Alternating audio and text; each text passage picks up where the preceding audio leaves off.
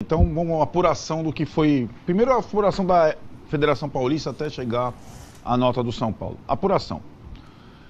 O intervalo do jogo, acabou o primeiro tempo do Allianz Parque, a federação acionou o botão vermelho. Acabaram com a minha gincana. Ferrou a minha gincana. O que nós vamos fazer a partir daqui, né? Teve um erro... qual que foi o intervalo? Um erro crasso, o VAR valida, e a opinião dos 9 especialistas em arbitragem no futebol brasileiro pela primeira vez é unânime. Isso é um absurdo. E eles têm grupo aí do ferrou. WhatsApp que já vai correr. Claro, exato, sempre falei isso, perdi um emprego por causa disso. Tem isso, né? A partir daí, operação emergência. Aí a federação decide. Primeiro, escolher o melhor ângulo do VAR para passar em looping no segundo tempo a imagem para tentar comprovar a checagem e o pênalti. Saiu pela culatra. Piorou, né? Porque o lance, mesmo naquele ângulo, permanece sendo uma simulação. Ponto 1. Ponto 2. Acaba o jogo, Palmeiras classificado. Dirigentes do São Paulo dão a declaração lá, o Casares e Belmonte. Falam, cadê o VAR? Federação, Reinaldo, ordem do Reinaldo. Primeira coisa, na terça de manhã, 10 horas, quero o áudio do VAR público para todo mundo. Transparência. Manda o áudio do VAR, com a imagem. Culata, piorou. Porque aí não é mais a responsabilidade do Flávio só. É responsabilidade do Guarizo e da turma toda. Inacreditavelmente, eles ali naquela sala contra 9-0 das opiniões, é tipo o STF. 9-0. Não tem... Nunca aconteceu isso, 9-0. Aí eu entro no terceiro capítulo da federação, que era o Vessone aqui ainda indo para o Conselho Técnico. Falei, ô Vessone, mas eles vão agora já definir as datas e tal, e o ontem? O que vai acontecer com ontem? Já passou? A pressa da federação era virar a página e ir para Palmeiras e Corinthians, a final tão esperada do campeonato. Só que, até a entrevista do Reinaldo depois, você percebe uma pressa em tudo que foi feito que só complicou a situação. A pressa do Flávio em dar o pênalti antes de ele chegar perto da jogada. Uma pressa. Segunda, a pressa do VAR em avalizar o que o Flávio tinha falado antes de analisar as melhores imagens. Pressa 2. Pressa 3, divulgar os áudios do VAR assim que amanhã que o Galo cantasse às 5 da manhã para ter um aval. Pressa 4, tentar virar a página para a final com o defunto ainda fresco. Existia um defunto que não tinha sido enterrado. E aí, quando o defunto não está enterrado ainda, você tem que respeitar o rito. E o Reinaldo Carneiro de Bastos, experiente, ele não soube respeitar o rito. E quando ele vai bonitão para a entrevista, aí, meu filho, para a entrevista, primeiro, vamos brigar com a CBF, bom senso. Quando cai, alguém ia perguntar, ô meu velho, e o que aconteceu ontem? Aí ferrou. Aí ele mostrou, porque a federação, ela ficou possessa com o que aconteceu. Porque manchou o campeonato dela, é isso que está falando. O jogo do... Acabou a gincana ideal, os 4 grandes, está manchada, está melada. Vocês viram o que o Reinaldo falou? A gente não queria isso. A gente não quer que árbitro decide. A gente não queria não sei o que lá. Ele fala, o investimento que a gente faz não é para essa coisa. Ele fala, eu rezo todo dia para não aparecer o lance assim, ele fala. Pois reza todo dia, então exatamente. Ele tinha mudado a comissão de arbitragem, o cara não aparece, o Lustô. Ele não aparece. Esse argentino bendito, ele não aparece desde o ano passado. É ele quem comanda. Ele quem teria dito, a decisão do campo é soberana e tal, o VAR. E aí o Reinaldo vai dar a entrevista e é claro que é difícil para o presidente da federação falar, olha, existiu erro, o VAR errou também e esses caras estão punidos, estão afastados para reciclagem. Essa era uma opção.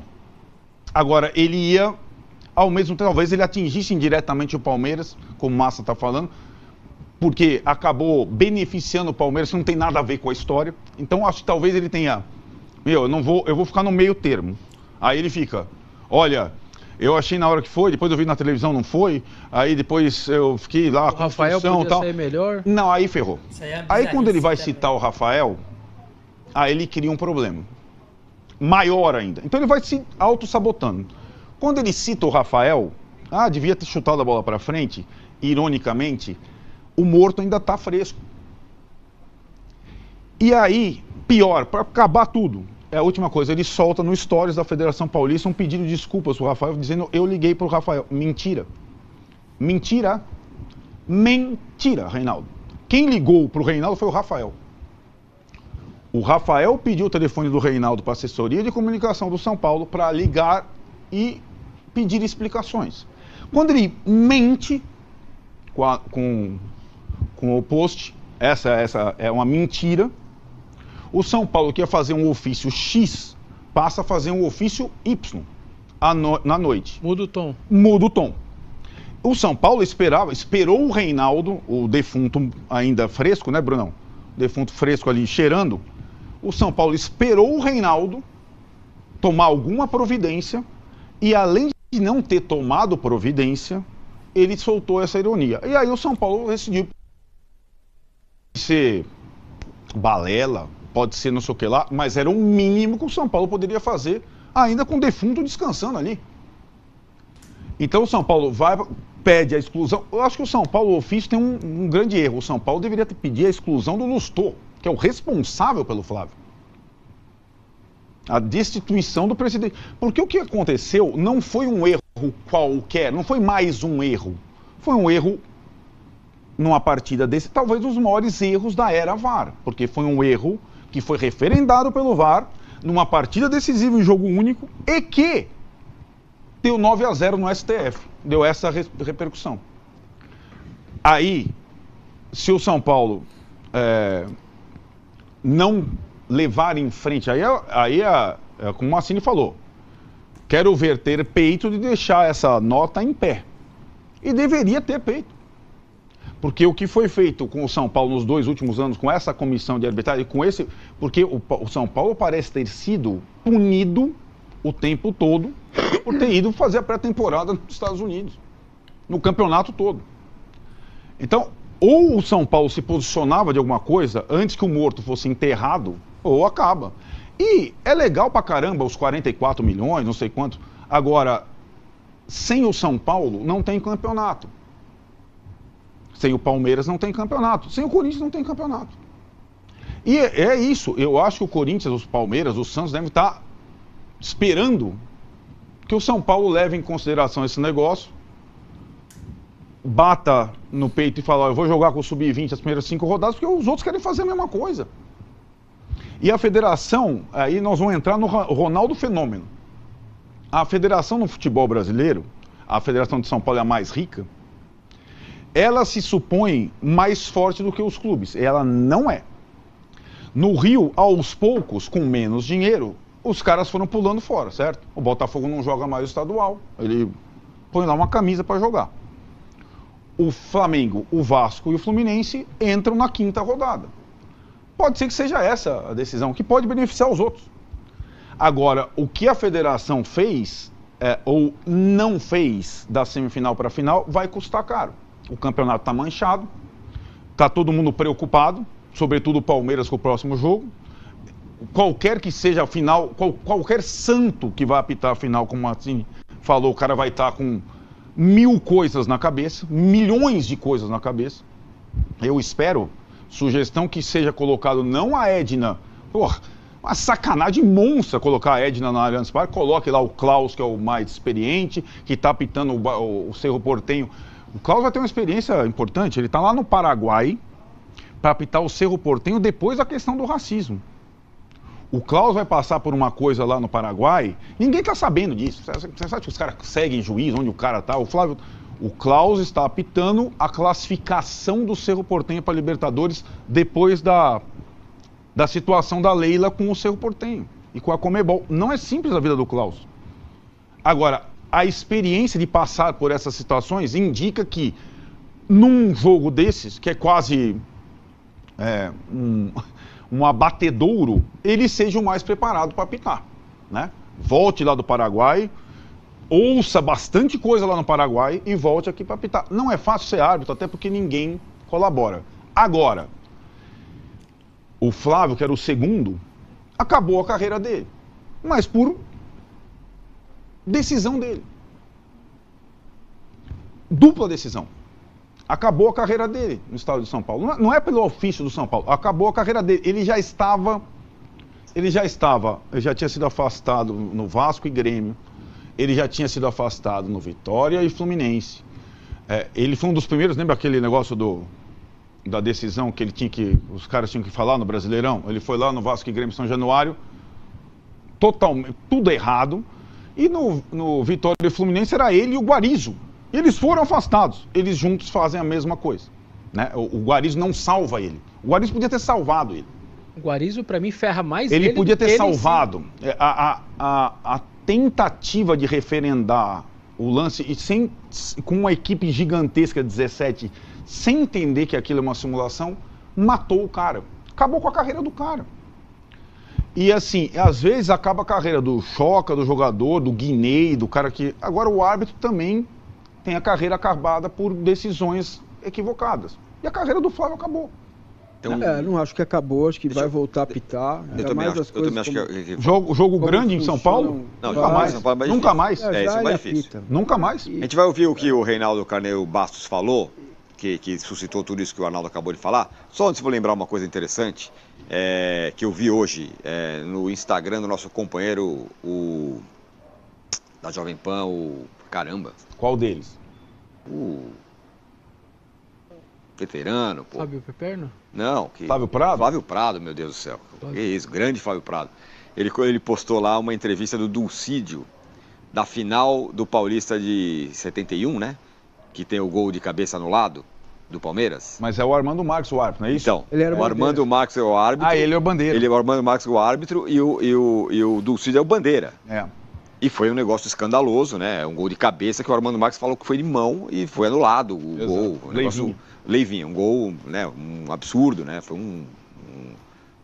Repercutiu muito. E é uma entrevista com o Dulcídio e que ele fala, eu corri pro meio, eu dei o gol. E aí, ele falou assim, por que você correu pro meio? Eu falei, porque foi gol, porque foi legal. Daí falou que o Armando Marques falou para ele assim, você é um companheiro desleal. Ele disse, então quer dizer que eu tinha que errar com você?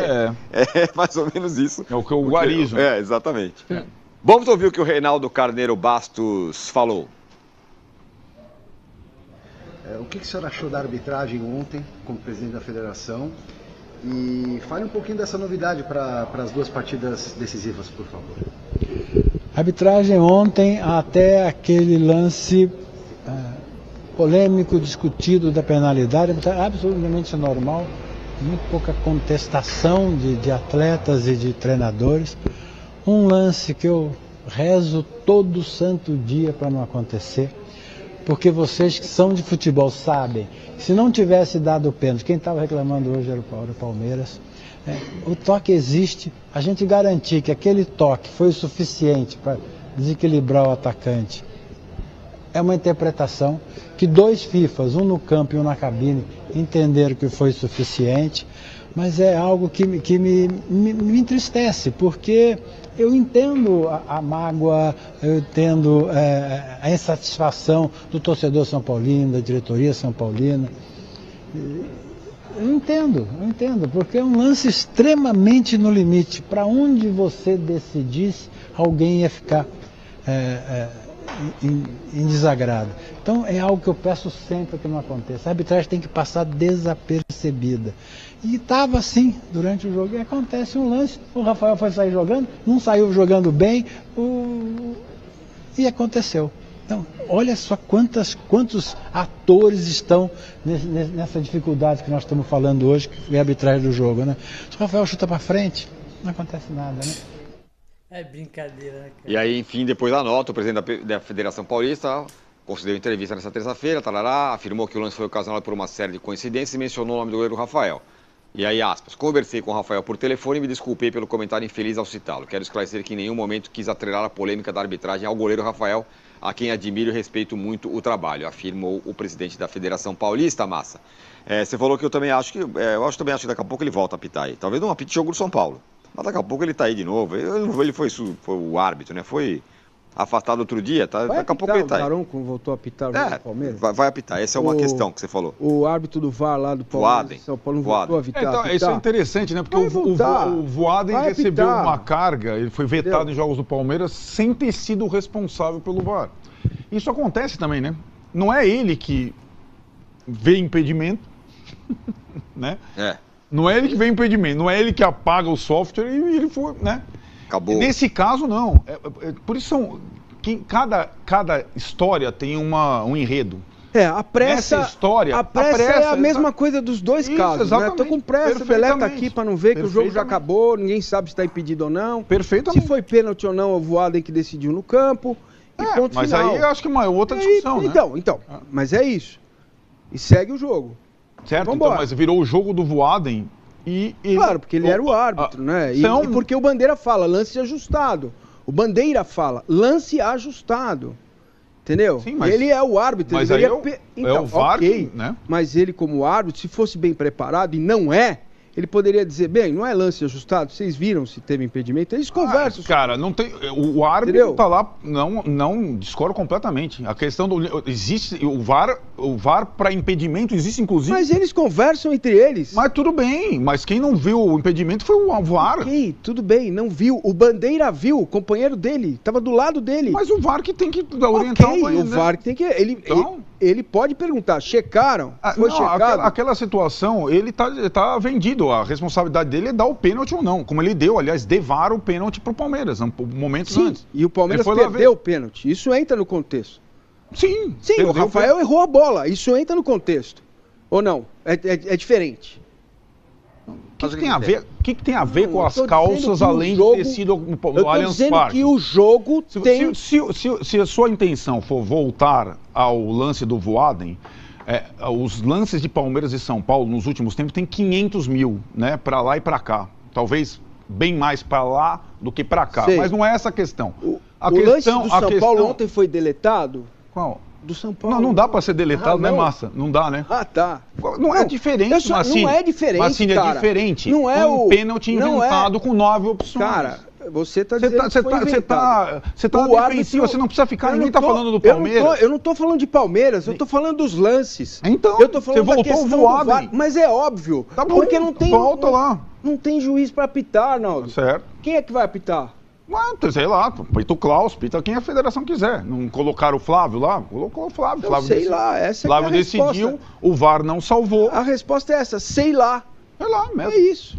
Responsabilidade do chefe da arbitragem da federação que não aparece. Eu sigo achando o Rodrigo Guarizo Ferreira do Amaral muito pior que o Flávio de Souza nesse lance. Não, também. Ele tá vendo pela TV. O cara viu 300 vezes. Na TV. O Flávio de longe, como ele tava muito longe, marcar aquele pênalti, eu acho até que natural. O cara põe uma perna. O cara da TV não tem esse direito. O da TV tá vendo. E tem uma coisa grave que o Rodrigo Guarizo fez, que é o tempo inteiro você vai escutando, isso para mim é o maior erro de algum cara de VAR. Ele tá vendo a atitude de um jogador e ignora a atitude da outra. É obrigação você ver as duas intenções. Peraí, deixa eu parar no Arboleda. Ele põe o pé. Calma aí, deixa eu ver a atitude do palmeirense agora. E ele fica o tempo inteiro, Arboleda, estica a perna, Arboleda, e ele ignora que o do verde deu o mergulho, que forçou o lance. Cara, isso é meio básico do VAR. Eu preciso olhar as duas atitudes. Eu tenho que confirmar o pênalti diante das duas atitudes. Esse cara não forçou nada, tá tudo bem, ele fez o papel dele. E esse outro? Pôs a perna, é pênalti. Mas você olha, você vai escutando, ele ignora que o atacante do Palmeiras fez o que ele fez. Isso pra mim é um erro crassíssimo. No dia que eles tiverem preparo pra isso. Crassíssimo. Não, mas isso eu acho que é o básico da função que você está falando. Mas aí que tá, eu acho que o que você falou do trabalho em equipe, né, do Dulcídio, do Armando Marques, e agora as equipes são muito maiores, com recurso tecnológico, o que não adiantou, e também não é só no Brasil, não, isso existe em outros lugares. A atuação do VAR no Brasil tem sido muito assim. Basicamente, muitas vezes ela se repete. Quando o árbitro do campo é experiente, ele toma a decisão do campo e não quer ouvir o VAR, a não ser que seja uma coisa descabra. Ou o VAR pipoca para ele. O VAR pipocou. O que o VAR estava fazendo? O VAR estava tentando desesperadamente referendar a decisão do Flávio, né?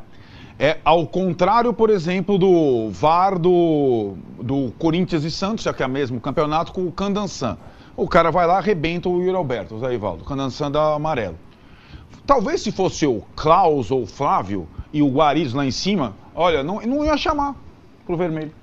Tá, mas qual a explicação então pro jogo do Corinthians contra o Mirassol? Era uma árbitra recém-formada aí, colocada como árbitra, apitou poucos jogos. Então, cara... Então, claro, a explicação é simples. É assim, mas não é assim. Acho que a explicação é simples. É difícil para Dedéu, inclusive pro VAR, nessa situação de mando único, estádio só, se você chama uma pessoa, desculpa, você chamou o Candansan lá na arena com 40 mil, ele vai mudar a decisão dele. Tá tudo errado. Mas é assim que funciona, é por isso que eu tô falando, não é simples. Agora, no caso do pênalti, é uma coisa, ela não era simples mesmo, porque o Flávio ia ter que passar pelo papelão e pela pressão histórica que existe, o Abel do lado dele, a Leila lá em cima, ele ia ter que passar pelo papelão de chegar lá e anular a decisão dele.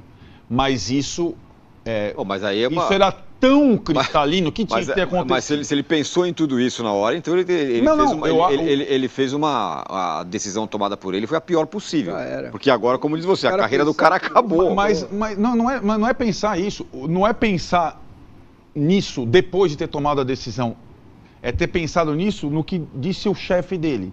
O árbitro tem que interferir o menos possível numa partida decisiva. O que todos nós aceitamos. E o que ele fez? Ele apitou antes mesmo de acontecer qualquer coisa. Ele se precipitou. Cometeu o segundo erro ali, foi apitar.